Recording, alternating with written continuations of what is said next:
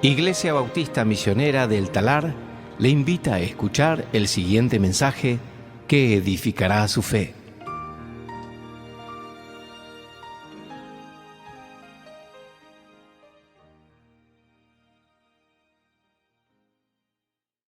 De nuestro salmo que vamos a estudiar hoy.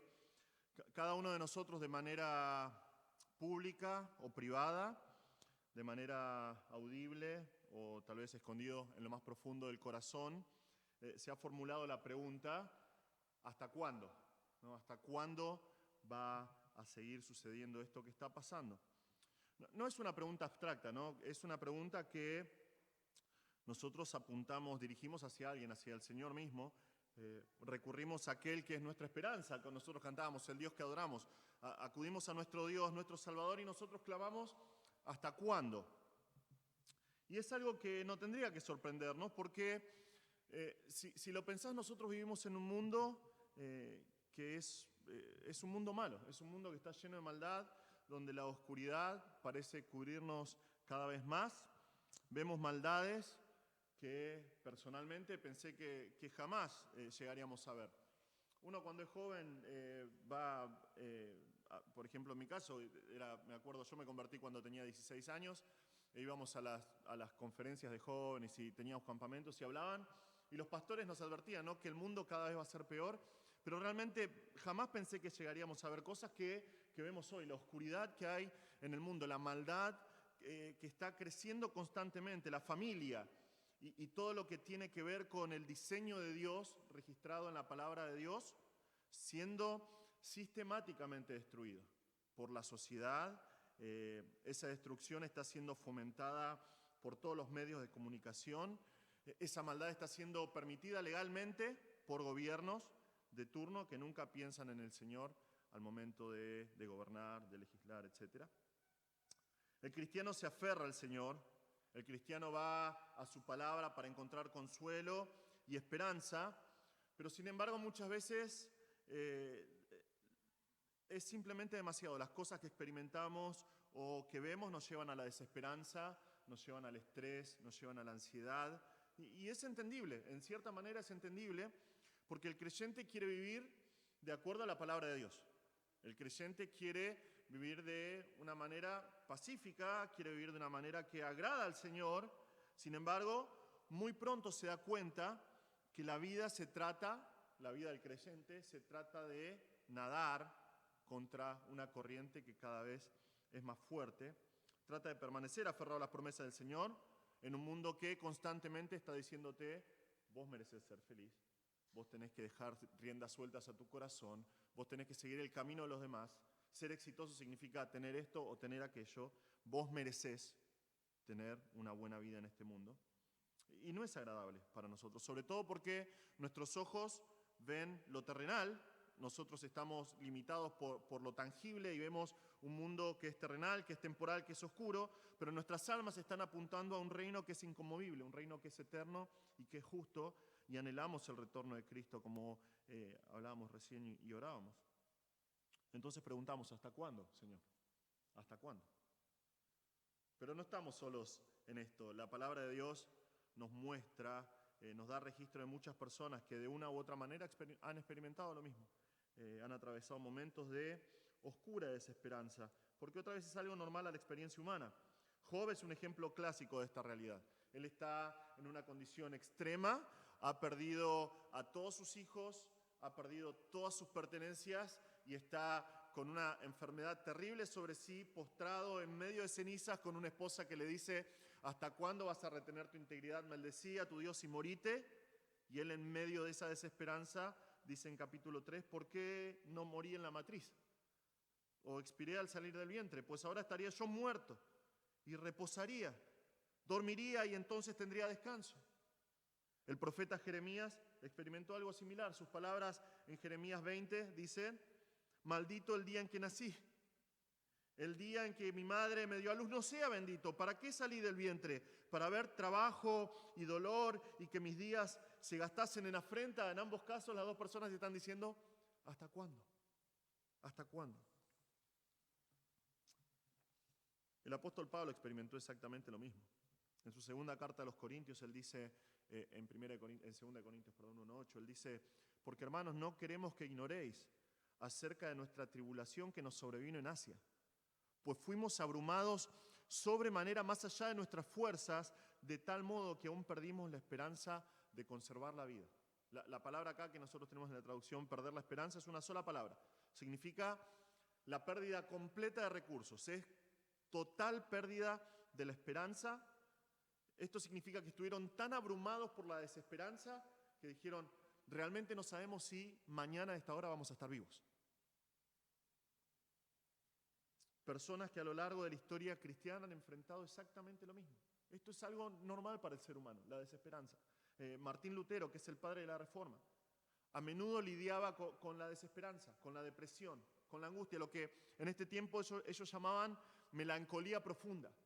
Había momentos, si vos estudiás los escritos de Lutero, que él era alemán, ¿no? Era de carácter fuerte, pero había momentos en los que decía, se me hace imposible creer que Cristo está al lado mío. Es casi imposible para mí pensar que Cristo está en este momento acompañándome, porque era tanta la desesperanza, tanta la oscuridad que rodeaba su vida que decía, no escucho la voz de Dios, aunque oro y se desesperaban por eso. El príncipe de los predicadores, por ejemplo, Charles Spurgeon, también atravesó momentos de depresión terrible. En una ocasión su esposa, Ana se llamaba, escribiendo las memorias de él, hubo un incidente muy triste mientras él predicaba en su capilla, que cuando Spurgeon predicaba tenía miles y decenas de miles de personas escuchando, y unas personas que hicieron una broma, no era una broma, fue algo terrible, pero comenzaron a gritar que había fuego, que había un incendio. Entonces hubo una estampida que murieron 7 personas, 30 personas estuvieron muy graves, y él, pensando en eso que sucedió, estaba tan deprimido que su esposa escribía en sus memorias, pensé que jamás iba a levantarse de esa desesperanza. Él mismo escribió en cierta ocasión, y cito, sabiendo por la experiencia más dolorosa lo que significa la depresión profunda del espíritu y ser visitado con ella en temporadas que no son pocas o distantes entre sí, pensé que podría ser un consuelo para algunos de mis hermanos si reflexionara al respecto, para que los hombres más jóvenes no se imaginen que les ha sucedido algo extraño cuando durante un tiempo estuvieron poseídos por la melancolía, y para que los hombres más tristes sepan que aquel sobre quien el sol ha brillado con alegría no siempre caminó en la luz. Esto es el príncipe de los predicadores, Charles Spurgeon, que llevó a cientos de miles de personas a Cristo, opacado, abrumado por la desesperanza. La desesperanza no es ajena a nosotros los creyentes.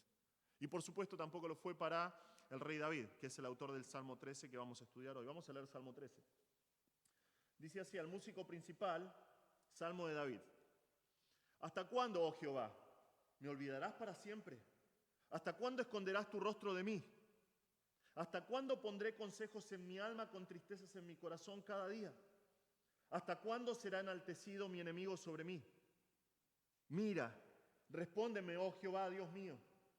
Alumbra mis ojos para que no duerma de muerte, para que no diga mi enemigo lo vencí. Mis enemigos se alegrarían si yo resbalara. Mas yo en tu misericordia he confiado. Mi corazón se alegrará en tu salvación. Cantaré a Jehová porque me ha hecho bien. Amén. No sabemos con certeza qué es lo que estaba pasando en la vida de David cuando escribió este salmo. Es muy posible, la mayoría de los eruditos cree que es muy posible que se trató en algún momento de la persecución de Saúl persiguiendo a David. Y si lo pensás tiene sentido, porque lo que para nosotros son solamente un par de capítulos en 1 Samuel, que tal vez te sentás y tomás unos mates y en media hora lo lees, en la vida de David, en la historia de Israel, fueron 8 años.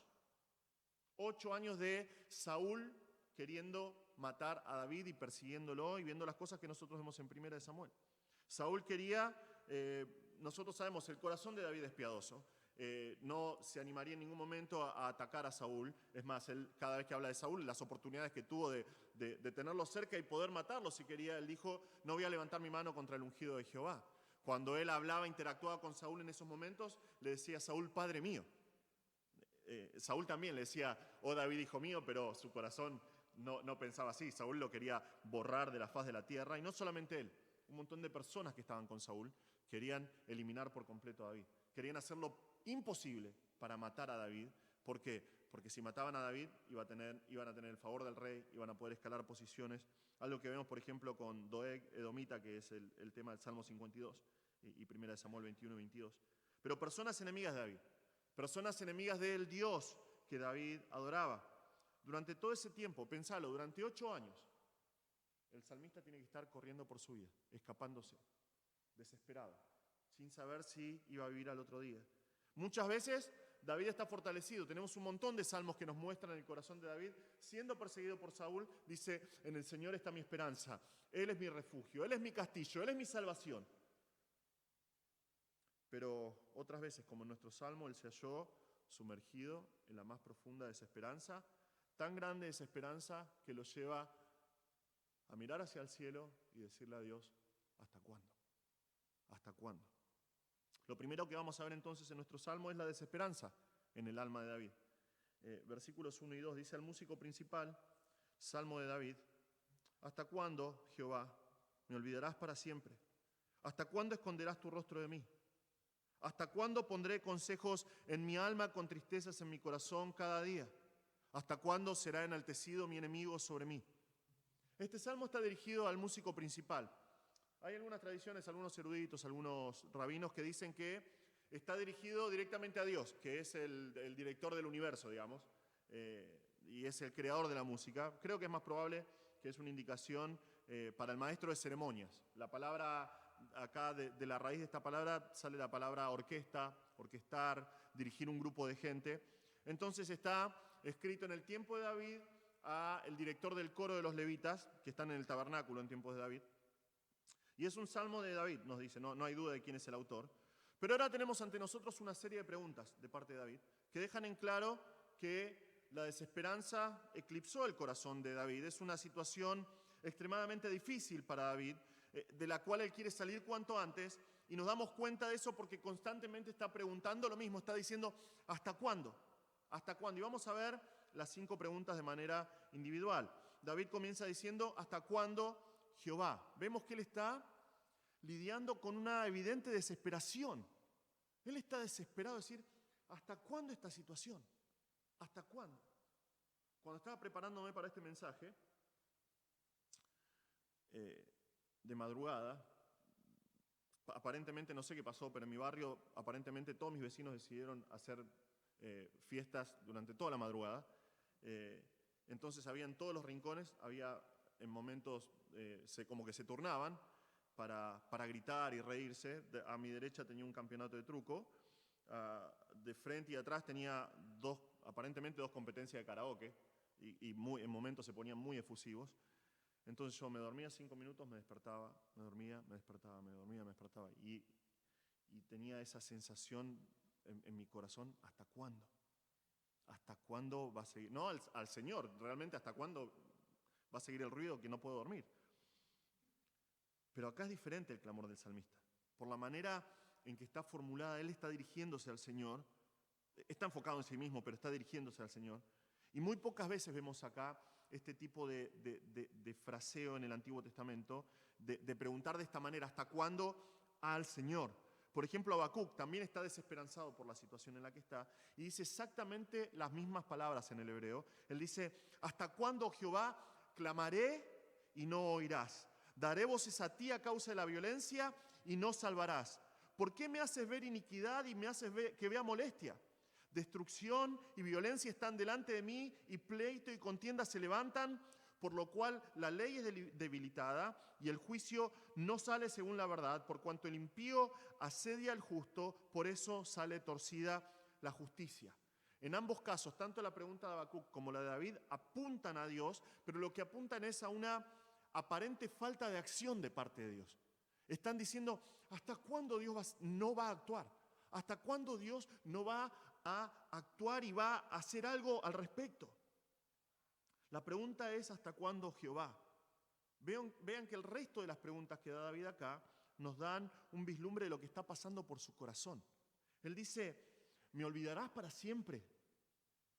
Esta palabra significa olvidar de manera voluntaria. Significa dejar de cuidar, dejar de ocuparse de algo o de alguien.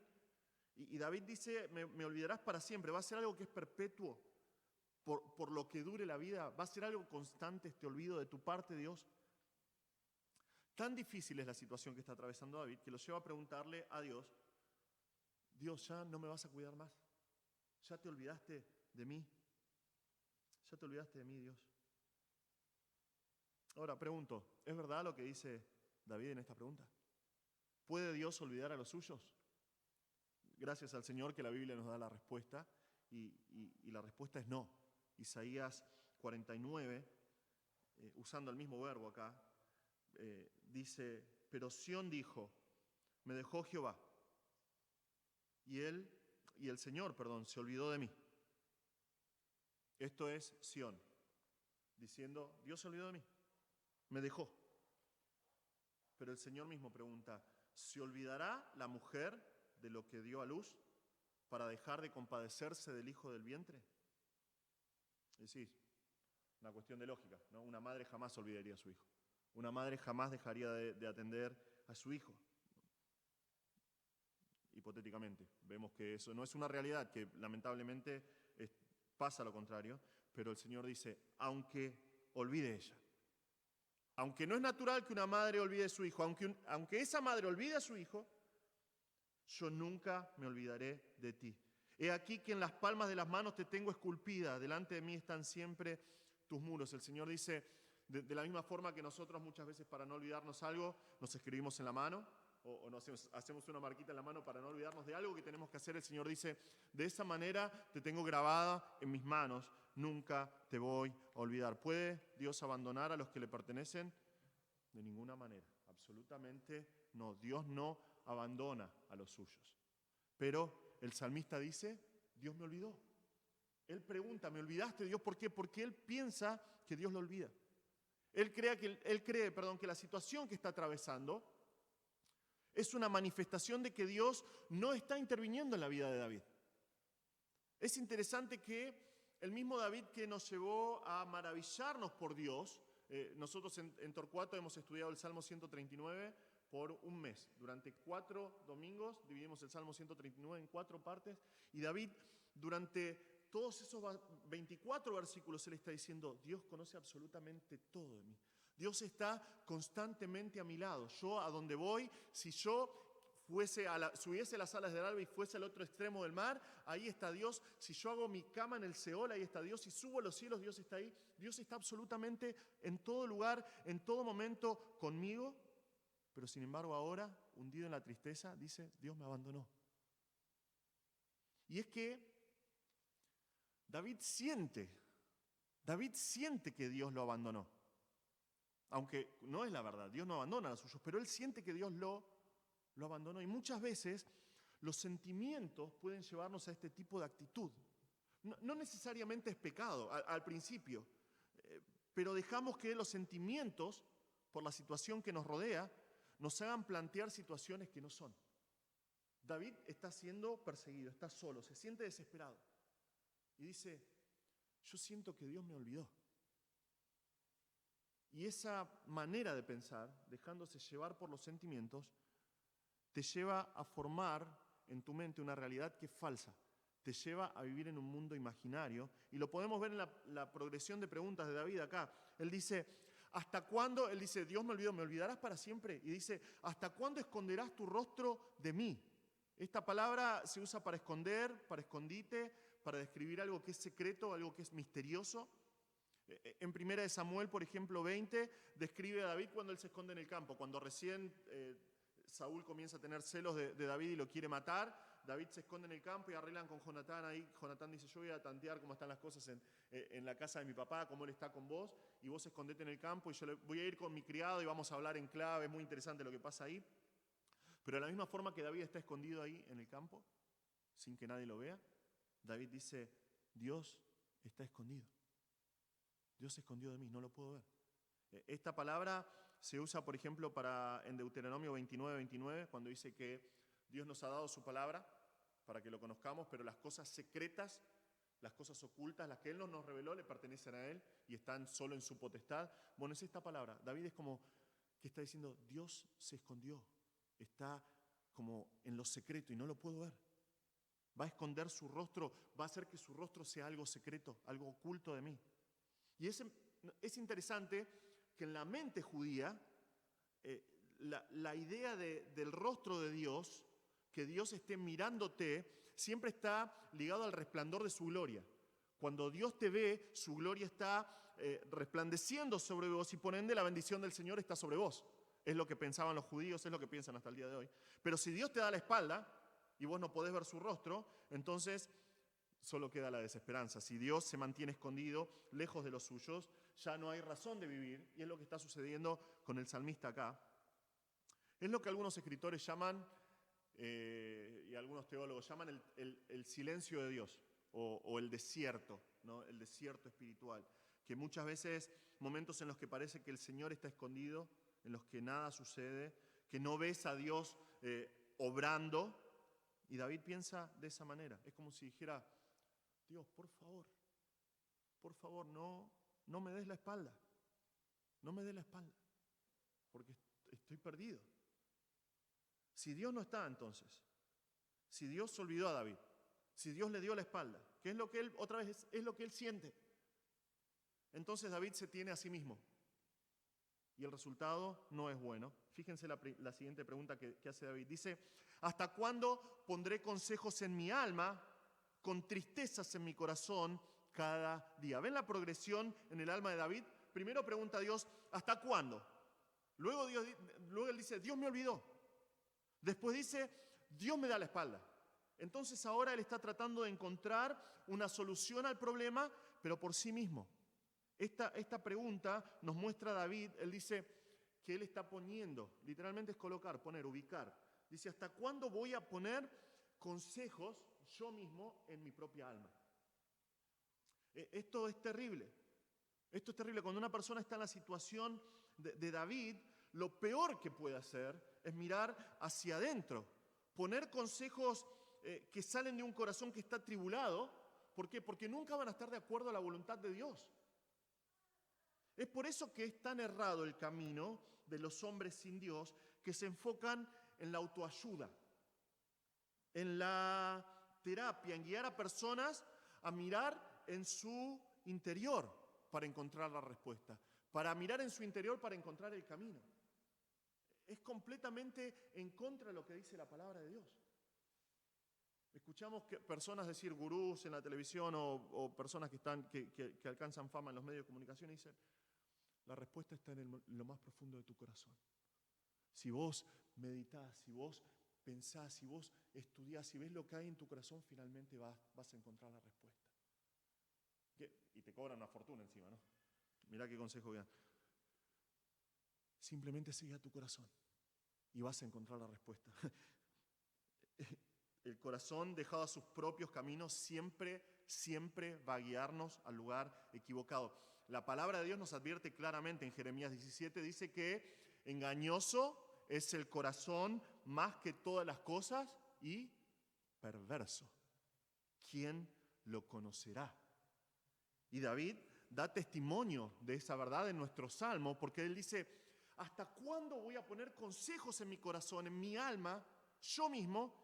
Y fíjense, mientras él busca una solución por sí mismo, mientras va colocando consejos en su alma para salir de la desesperanza, solamente tiene un resultado. Él dice, tristezas en mi corazón cada día. Literalmente la palabra significa dolor. Y es como dolor y aflicción en el corazón. Todos los días, día a día. Por más de que trata de poner consejos en sí mismo, la desesperanza sigue ahí. No hay alivio, solo dolor. La respuesta no está dentro de uno. La respuesta no está en nosotros. David dice, pongo consejos en mi corazón y digo, voy a tratar de salir de esta situación haciendo esto y voy a tratar de salir de esta situación haciendo esto. Y él dice, lo único que encuentro es dolor. Tristeza día tras día tras día. ¿Por qué? Porque la respuesta no está dentro nuestro. Hasta acá vemos que él está deprimido porque él ve su relación con el Señor afectada. Por lo menos es lo que piensa, Dios me dio la espalda, Dios me olvidó. ¿Hasta cuándo, Dios? Vemos que está dolorido porque está poniendo consejos en su alma y solamente obtiene dolor. Y vemos una tercera razón acá para su desesperanza. Él dice, ¿hasta cuándo será enaltecido mi enemigo sobre mí? David dice, estos enemigos míos van a estar levantados sobre mí, por encima de mí. Ahora, tenemos que pensar en David. Él sabe que fue ungido para ser el rey. Samuel vino, lo eligió entre todos sus hermanos cuando él estaba solo en el campo y lo ungió enfrente de toda su familia y le dijo, vos vas a ser el rey de Israel. Él sabe eso. Él vio cómo Dios lo levantó en Israel cuando él venció a Goliat y cómo Dios lo comenzó a prosperar. Evidentemente iba a tener un pasar glorioso porque Dios lo eligió. Sin embargo, no es la situación por la cual está pasando ahora. Estos hombres están en su contra, están atentando contra su vida, pero también están yendo contra los designios de Dios. Y David dice, ¿hasta cuándo? Estos dos versículos nos muestran la terrible situación que está atravesando David. David que, otra vez, no desesperó ante el gigante Goliat, ahora está desolado. Pero ¿cuál es el problema de David acá? ¿Cuál es la causa de su desesperanza? Bueno, es una progresión de malas decisiones, como vimos hasta ahora. Lo principal es su falta de enfoque. Lo principal acá, en estos primeros dos versículos, es que David está enfocado en sí mismo. ¿Se dieron cuenta la cantidad de veces que él está hablando acerca de sí mismo? Fíjense los pronombres que usa. Él solamente está pensando en su persona. ¿Me olvidarás a mí para siempre? ¿Hasta cuándo esconderás tu rostro de mí? ¿Hasta cuándo pondré yo consejos en mi alma, con tristezas en mi corazón? ¿Hasta cuándo será enaltecido mi enemigo sobre mí? David es yo.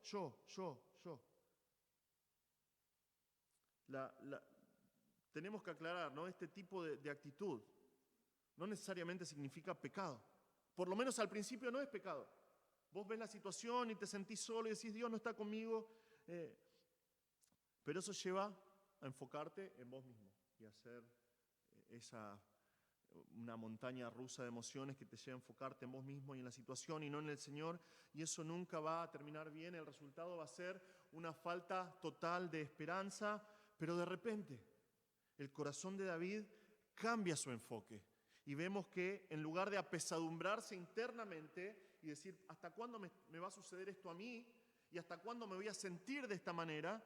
En lugar de evaluar la situación desde su punto de vista, David comienza a expresarse externamente, dirigiéndose personalmente al Señor. Y vemos acá el cambio de enfoque del salmista. Versículos 3 y 4, él dice, mira, respóndeme, oh Jehová, Dios mío.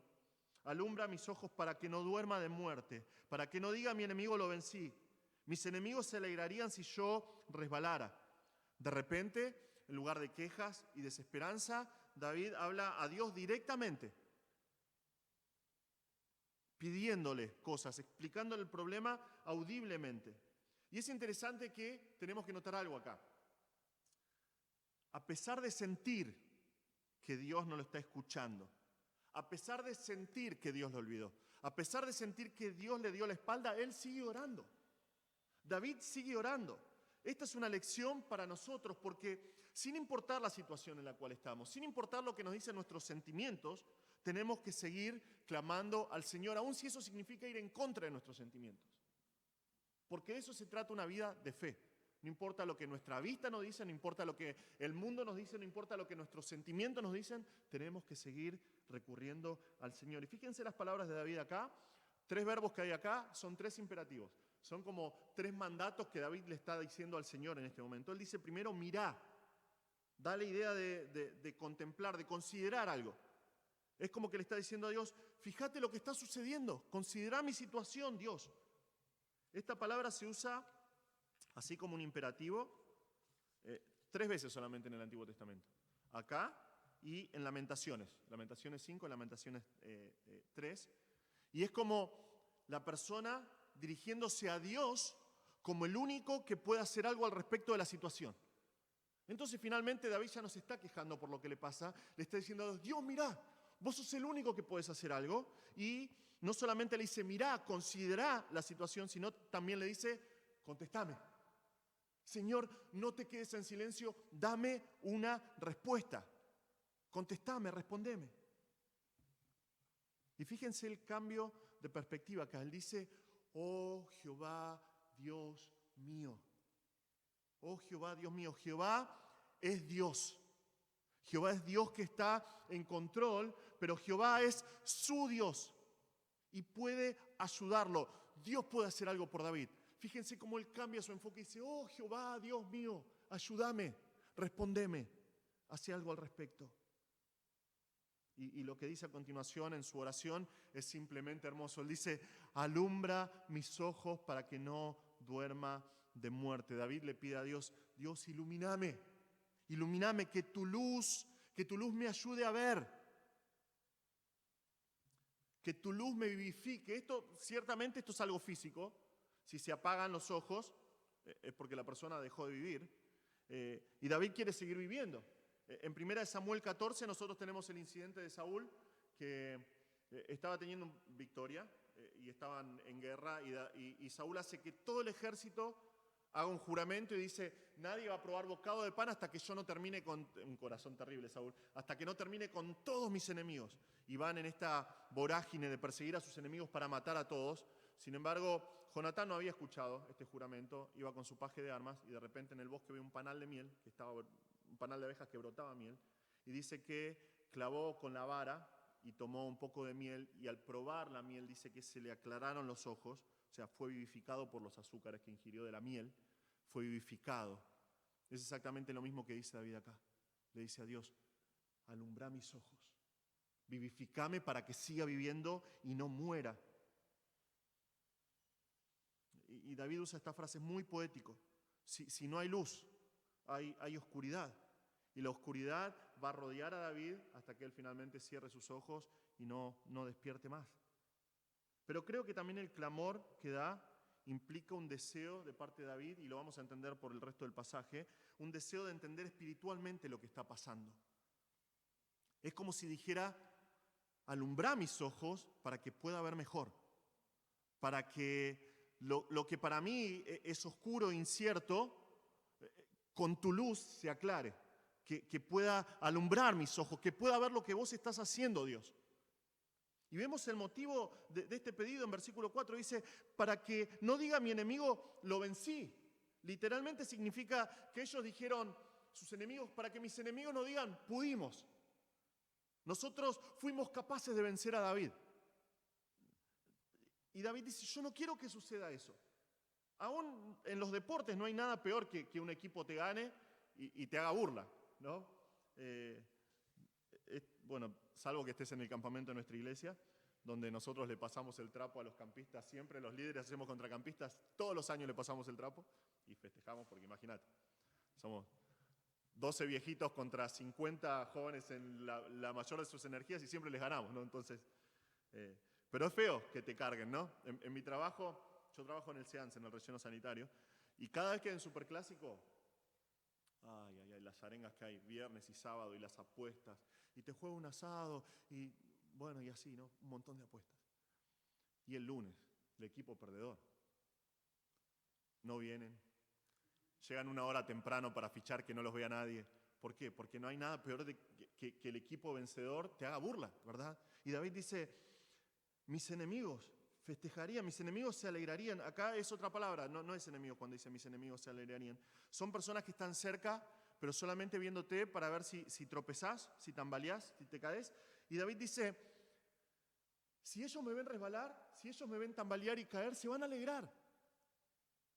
Y si David cae, el plan de Dios cae.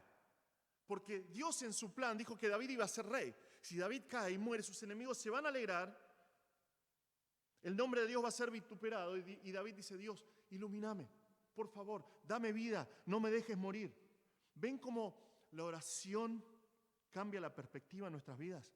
En lugar de enfocarse en sí mismo, se dirige al Señor y ahora sus palabras cambian. Ahora dice, alumbrá mis ojos, déjame vivir. Déjame vivir para cumplir con mi propósito, para que tu nombre sea glorificado. Fíjense que finalmente David entiende acá. No se trata de cambiar el problema. Los enemigos de David todavía están. El problema todavía está. Pero David entiende que no se trata de cambiar la situación. Se trata de cambiar su corazón. Para que sin importar la situación en la que esté, pueda salir de la desesperanza, pueda seguir enfocándose en el Señor. Y este cambio de perspectiva produce un cambio radical en la actitud de David, en su corazón. Quien empezó el Salmo en la más terrible desesperanza, ahora termina el Salmo haciendo una declaración llena de esperanza, llena de confianza en el Señor. Vemos finalmente cuáles son los resultados de enfocarse en el Señor. Él dice: mas yo en tu misericordia he confiado. Mi corazón se alegrará en tu salvación. Cantaré a Jehová, porque me ha hecho bien. Nuestra sección final comienza con un más yo, pero yo. Esto es un cambio total de enfoque. Ya no importan sus sentimientos, ya no importan sus enemigos. Cuando su corazón está enfocado en Dios, todas las tinieblas se disipan y comienza a declarar cosas que son preciosas al Señor.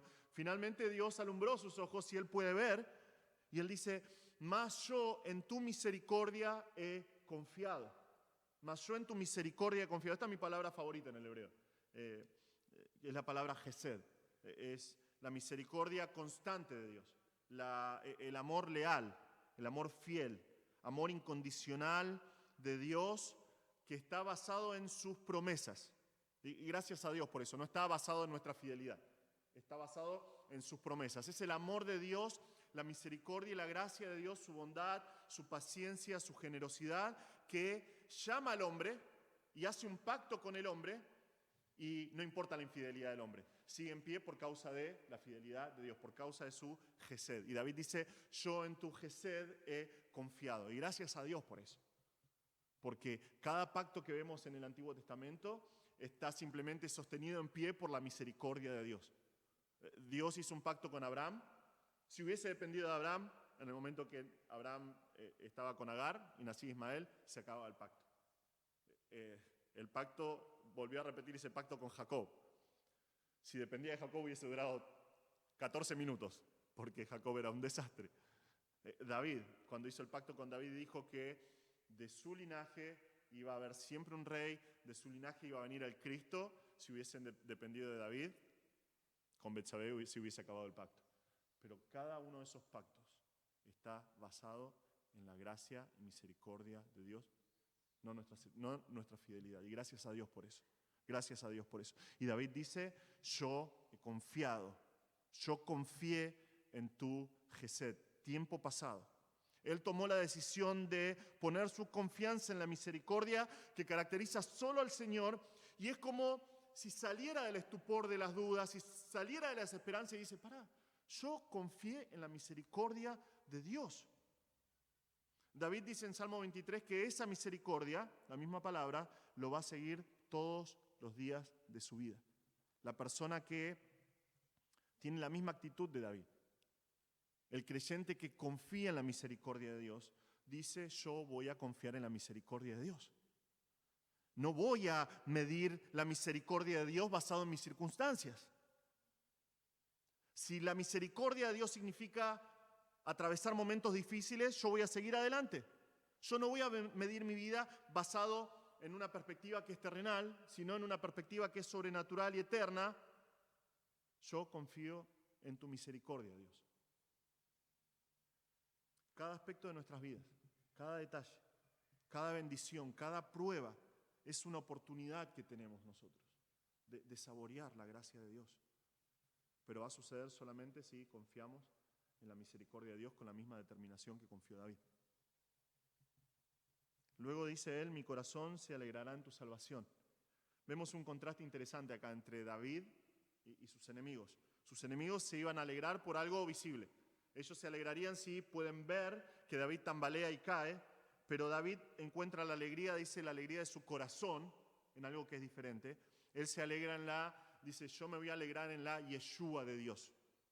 La misma palabra para el nombre de Jesús, el Salvador. No solamente recupera la confianza en el Señor, sino que él recupera el gozo de saber que recibió la salvación de parte de Dios. Recordemos otra vez que las circunstancias no cambiaron. Sus enemigos están ahí. El peligro de muerte sigue estando ahí. Pero la esperanza está también. La desesperanza se fue. David dice: yo me voy a alegrar en la salvación del Señor. ¿Por qué? Porque el salmista puede perder absolutamente todo. aún su vida en manos de sus enemigos. Sin embargo, no puede perder la salvación que le dio el Señor. Nadie puede arrebatar de su mano la salvación que Él tiene. Y eso produce gozo.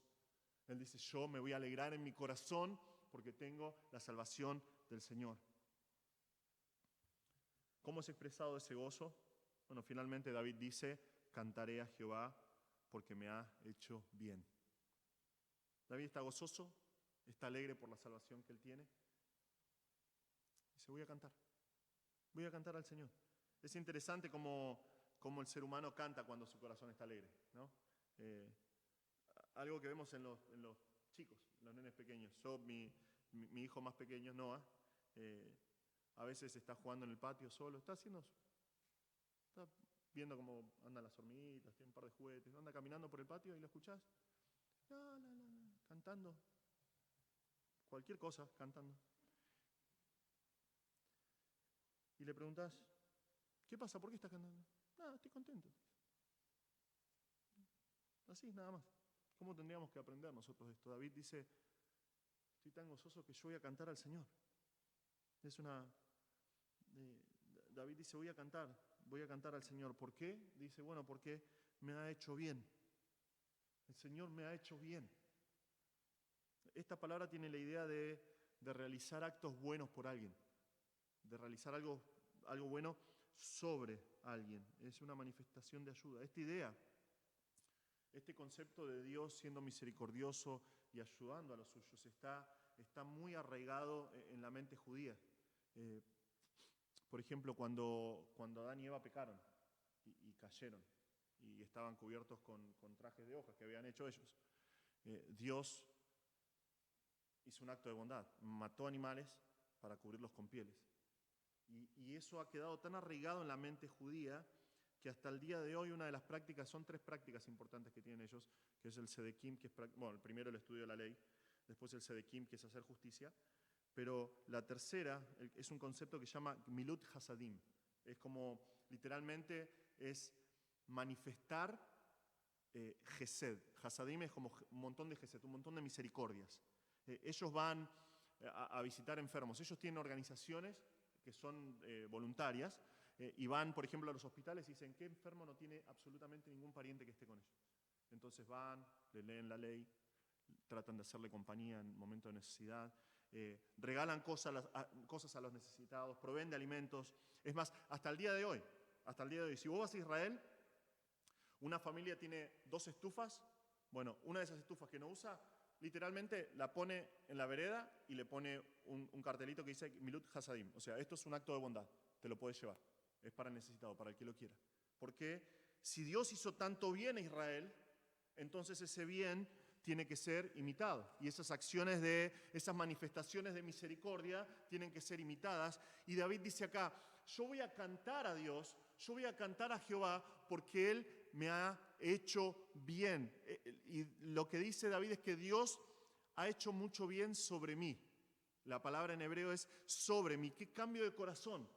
Es la misma palabra que en versículo 2, Él está enfocado en sus enemigos y Él dice, ¿hasta cuándo mis enemigos, qué dice Él? ¿Hasta cuándo mis enemigos se van a levantar sobre mí? Ahora cambia su corazón, se enfoca en las obras del Señor y dice, yo voy a cantar a Dios porque Él ha hecho tanto bien, ha puesto tanto bien sobre mí. Dios me hizo tanto bien, Dios fue tan bueno conmigo, dice David, que yo voy a cantarle a Él. Hermanos, muchas veces nos encontramos a nosotros mismos con la misma actitud de David. Somos abrumados por las situaciones que nos rodean, podemos llegar al punto de desesperanza y podemos llegar a decir, ¿hasta cuándo, Señor? ¿Hasta cuándo, Dios? Y está bien. Eso está bien porque es parte de nuestra debilidad como seres humanos, es nuestra constitución, el Señor nos hizo así. Podemos llegar a sentir que Dios nos ha dado la espalda, que Dios nos olvidó, tratamos de buscar consejo fuera del Señor, aún en nuestra propia alma, solamente para conseguir dolor. Pero no tenemos que quedarnos ahí. David nos muestra cuál es la salida de esta situación. Tenemos que cambiar nuestro enfoque. Nuestra vida no se trata de nosotros. Nuestra vida no se trata de nosotros. Se trata del Señor. Aun si no entendemos lo que Él está haciendo en nuestras vidas, es abrazar su voluntad y caminar en lo que Él puso delante nuestro, dándole la gloria, como lo hizo David. No siempre vamos a tener las respuestas para todo. Es la razón por la cual nosotros tenemos la esperanza de estar en la eternidad, ¿verdad? Durante toda la eternidad el Señor se va a encargar de explicarnos esas cosas difíciles por las cuales atravesamos en este mundo. Muchas veces no vamos a encontrar la respuesta en este mundo. Pero eso no nos tiene que llevar a la desesperanza. Eso nos tiene que llevar, como hizo David, a enfocarnos en el Señor. Debemos clamar como hizo David: alumbra mis ojos. Señor, alumbra mis ojos, iluminame, déjame ver. O como hizo el apóstol Pablo cuando dijo en Efesios 1, que para que el Dios de nuestro Señor Jesucristo, el Padre de gloria, os dé espíritu de sabiduría y de revelación en el conocimiento de Él, alumbrando los ojos de vuestro entendimiento para que sepáis cuál es la esperanza, etcétera, etcétera, etcétera. Nosotros podemos clamar, como dice el apóstol Pablo: Señor, alumbra mis ojos, alumbra los ojos de mi entendimiento, sin importar lo que siento, sin importar que la situación no cambie. Déjame ver, déjame esperar en vos, déjame confiar en vos. Nosotros tenemos que clamar así y nosotros tenemos que recordar que la misericordia de Dios está a nuestra disposición. La gracia de Dios es un regalo. El Gesed de Dios que David tanto habla acá es un regalo de Dios para nosotros. Es inmerecido. No es porque seas bueno. Es simplemente porque Dios es así, Dios es fiel. Pero nosotros tenemos que aprender a confiar, como lo hizo David, en su misericordia. Nosotros podemos alegrarnos en su salvación, aunque no tengamos nada. Tenemos la salvación, podemos estar como David, podemos estar alegres igual que David. Esta semana tuve la oportunidad de participar de un sepelio del padre de un hermano de la iglesia, que vienen de una familia de médicos. Estaba el lugar donde fue el velorio, una capilla, 150 personas de muchísimo poder adquisitivo, pero ¿sabes qué? Tenían absolutamente todo y no tenían nada. Estaban frente a un cajón de una persona que había partido, creemos que había partido con el Señor, pero enfrentándose con la única certeza que tiene el ser humano sin Cristo en este mundo, que es la muerte, estaban devastados. ¿Por qué?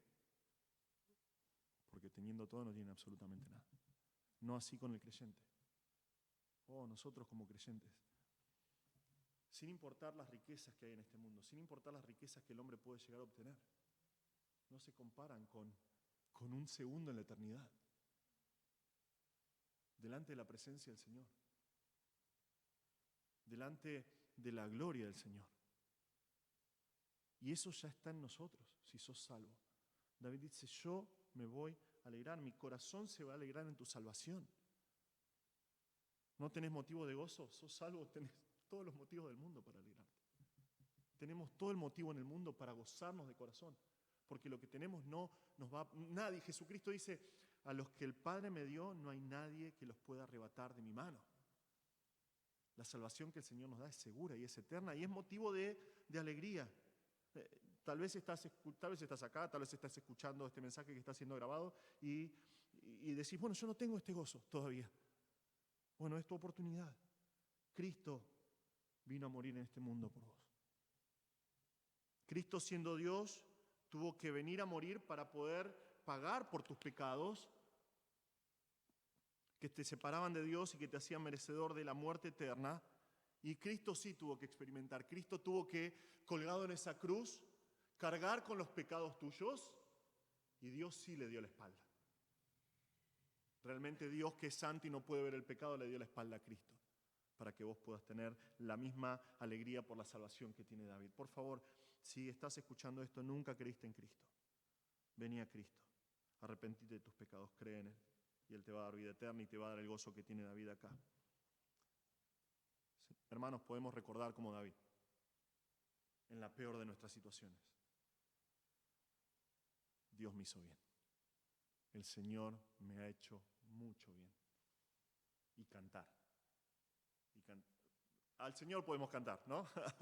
Hay veces que por ahí si estás cantando con otra persona que por ahí es medio desafinada, decís, bueno, hermano, no hace falta que cantes más, ¿no? Pero nosotros podemos ir al Señor y Él ve nuestro corazón y podemos cantar fuertemente delante del Señor y adorarle, agradecerle porque Él nos hizo mucho bien. El Señor nos ha hecho mucho bien. De la misma forma que David, no es necesario para nosotros quedarnos en la desesperanza, que otra vez es normal, muchas veces es normal. No tenemos que quedarnos ahí. Tenemos que cambiar nuestro enfoque e ir al Señor. Su gracia está a nuestra disposición. Su gracia es nuestro tesoro. Su salvación es nuestro gozo. Y su misericordia manifestada, que nos ha hecho tanto bien, es motivo para que nosotros con alegría podamos cantarle. Nosotros vamos a tener ahora la cena del Señor, recordando que el Señor nos ha hecho mucho bien. Vamos a recordar el bien mayor. Vamos a permitir que nuestro corazón se alegre en su salvación y recordemos el sacrificio de Cristo. Una de las cosas que puede llevarnos a la desesperanza es justamente eso, que nosotros nos olvidamos de lo que el Señor hizo por nosotros. Somos fáciles nosotros de olvidar cosas, ¿verdad? Nos olvidamos constantemente y nos olvidamos de que el Señor murió por nosotros. Y es la razón por la cual la cena del Señor se trata exactamente de eso. Vamos a ver 2 veces mientras leamos las Escrituras que el Señor dice, hagan esto en memoria de mí. Básicamente lo que está diciendo el Señor es, no se olviden del precio que fue pagado por ustedes. No se olviden de la sangre que fue derramada para que ustedes puedan ser salvos. Entonces, vayan preparando la cena del Señor. Sé que es media, en tiempo de pandemia es medio difícil, pero vayan preparando el pan y el jugo. Y vamos a ir leyendo lo que dice la palabra de Dios. Y vamos a conmemorar lo que el Señor hizo por nosotros.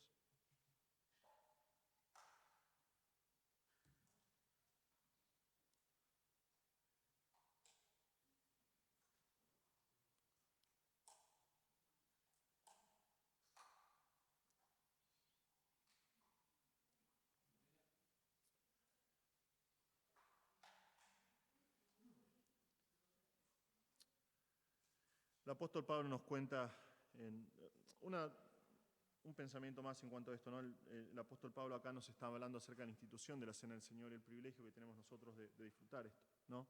Es recordar simplemente el cuerpo de Cristo entregado por nosotros, su sangre derramada por nosotros y realmente esto, hay 2 ordenanzas en la palabra de Dios para nosotros, es el bautismo primeramente.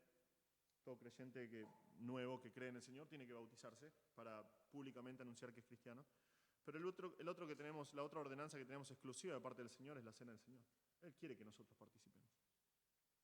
Pero también se puede participar de manera indigna, por eso la palabra de Dios nos advierte que tenemos que evaluar nuestro corazón. En este momento podemos evaluar nuestro corazón para no tomarlo indignamente, para que no caiga sobre nosotros el juicio del Señor. Pero otra vez, es una oportunidad. Vos podés arreglar tus cosas ya con el Señor si tenés algún pecado y participar. ¿Por qué? Porque Cristo quiere esto, quiere que participemos. Por eso nos dijo, esta es una oportunidad, un privilegio que tenemos como creyentes de recordar el sacrificio que Él hizo por nosotros. El apóstol Pablo dice, porque yo recibí del Señor lo que también os he enseñado, que el Señor Jesús, la noche que fue entregado, tomó pan, y habiendo dado gracias, lo partió y dijo, tomad, comed, esto es mi cuerpo, que por vosotros es partido, haced esto en memoria de mí. Nosotros tenemos un pedacito de pan, sin levadura. Esto representa a un Dios de amor, a un Dios perfecto, que se hizo como uno de nosotros, tomó cuerpos como uno de nosotros, para poder entregarlo y ser humillado y ser partido por nosotros, para que nosotros podamos tener libertad. Así que pensando en esto, vamos a participar.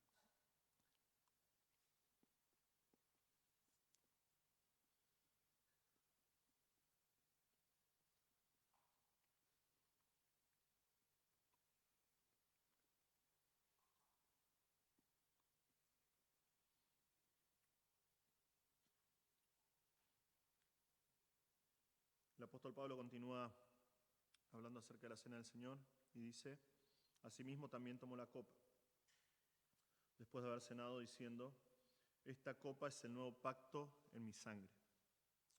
Haced esto todas las veces que la bebiereis en memoria de mí. Otra vez, esto es jugo de uvas, nada más. Pero representa el precio más grande que se pagó en la historia, que es la sangre de Dios siendo derramada en una cruz para que nosotros podamos tener libertad, para que nosotros podamos tener seguridad de vida eterna. Fíjense que el Señor dice, esta copa es el nuevo pacto en mi sangre. No depende de nosotros, depende de Él. Él hizo el pacto, Él lo selló con su sangre. Y es por ese derramamiento de sangre que nosotros podemos tener libertad. El Señor dice, no se olviden. No se olviden del precio que fue pagado por ustedes. No se olviden del costo de su salvación. Es fácil si nosotros nos olvidamos, dejamos de vivir de acuerdo al precio que se pagó por nosotros. Pero el Señor dice, hagan esto en memoria de mí, recuerden el precio que fue pagado. Precio de sangre, sangre perfecta y sin mancha, sin pecado, sangre de Dios. El Señor dice, hagan esto en memoria de mí. Participamos.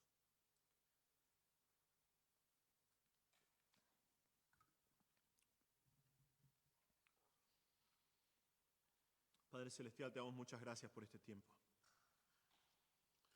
Gracias, Señor, por el sacrificio que hiciste por nosotros en la cruz. Gracias, Señor, porque haciendo esto nosotros anunciamos tu muerte, tu resurrección y tu regreso, Señor. Señor, esperanzados, te damos gracias y nuestro corazón apunta a aquel día, como dijiste tú en tu palabra, que no ibas a beber más del fruto de la vid hasta que lo bebas nuevo junto con los tuyos en el reino de tu Padre. Anhelamos aquel día, Señor. Esperamos aquel día en el que finalmente celebremos junto a ti. Pero hasta entonces, Señor, te pedimos que nos ayudes a vivir para ti y no olvidar el precio que fue pagado. Gracias, Señor. Gracias por comprarnos con tu sangre. Te pedimos, Señor, que bendigas el resto de nuestro tiempo hoy, en el nombre de Jesús.